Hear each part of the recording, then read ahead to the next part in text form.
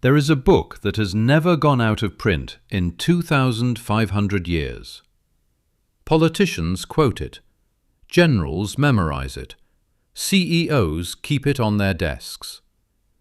It was written by a man named Lao Tzu, a keeper of the imperial archives of ancient China, who one day decided that civilization was headed in the wrong direction.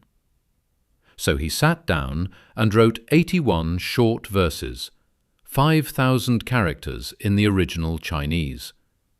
And then he walked out of the city gates and was never seen again. The book is called the Tao Te Ching, The Way and Its Power, and what Lao Tzu discovered changed the entire course of Eastern philosophy forever. Here's what he found, and why it still matters more than almost anything written since. Lesson 1. The Tao that can be named is not the eternal Tao. Lao Tzu opened his book with a paradox. The moment you try to define ultimate truth, you've already missed it. Language is a map, but the map is not the territory. Every belief system, every ideology, every religion, they're all maps. And people throughout history have killed each other over which map was correct, while forgetting that none of them is the actual destination. Lao Tzu said, "The wise person holds their beliefs lightly. They know that the finger pointing at the moon is not the moon." Lesson 2. Wu Wei, Effortless Action. This is the concept Lao Tzu is most famous for, and the most misunderstood. Wu Wei does not mean doing nothing. It means not forcing things that aren't ready to be forced. Watch water. It doesn't fight the rock, it goes around it, and eventually the water carves the rock into dust. Your greatest periods of growth probably didn't happen when you were straining and struggling. They happened when you stopped fighting what was natural and let yourself move in alignment with what you actually were. Lesson 3. The Usefulness of Emptiness. 30 spokes share one hub. It is the empty center that makes the wheel useful. A cup is formed from clay. It is the hollow inside that makes it hold water. A room is made from walls. It is the empty space inside that makes it livable. We spend our lives filling ourselves. More information, more productivity, more stimulation, more achievement. Lao Tzu asked, "When do you empty? When do you create the space that makes everything else useful?" Lesson 4. Knowing others is intelligence.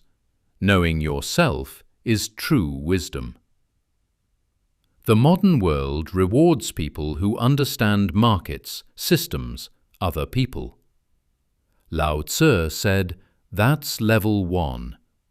The harder and more valuable knowledge is self-knowledge. Why do you want what you want? What are you actually afraid of beneath what you say you're afraid of? What beliefs are running your life without your awareness? The person who has mastered themselves, Lao Tzu wrote, is more powerful than the person who has conquered thousands. Lesson 5. Yielding overcomes the hard. The soft overcomes the hard. The gentle overcomes the rigid. There isn't a person alive who doesn't know this, Lao Tzu wrote. And there isn't a person alive who puts it into practice. The oak tree fights the storm and shatters. The reed bends and survives. Rigidity, in ideas, in identity, in how you believe things should go, is always a form of fragility.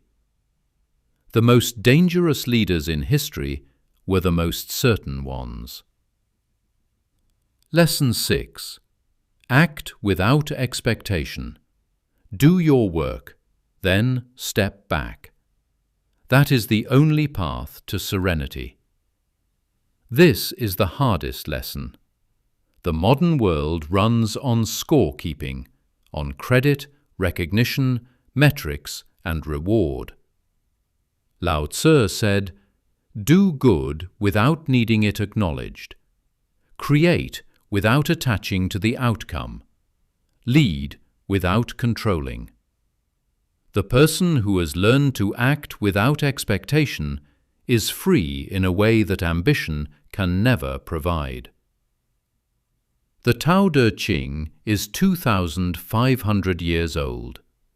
And right now, in this very moment, in the friction you're feeling against the life you're living, you already know exactly what it's pointing at.